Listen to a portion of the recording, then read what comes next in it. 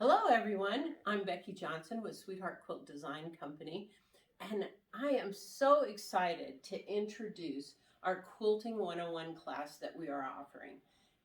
Here you can see two different examples of the quilts we'll be making.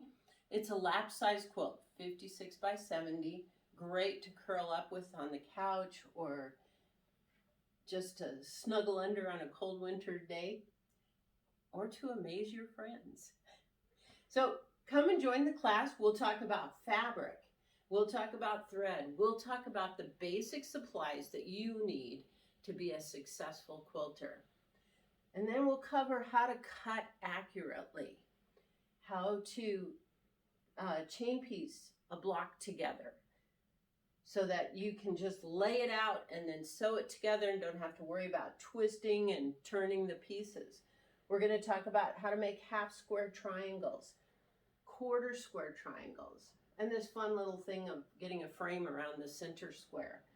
We'll talk about strip piecing and how that saves you time and gives you more accuracy, and a neat little trick on how to make 4 patches faster.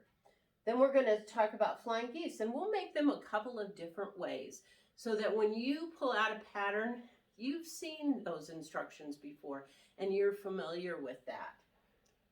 After that, we're going to talk about laying out your quilt and getting it arranged in a pleasing manner, and how to sit at your sewing machine and chain piece this whole quilt together.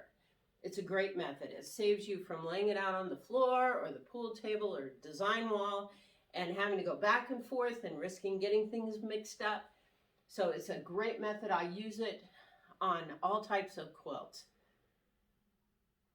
And then we'll talk about how to put your borders on so your quilt is square. It'll still be a rectangle, but it's in square. One side won't be longer than the other or anything like that. So come join us, have fun with that with us.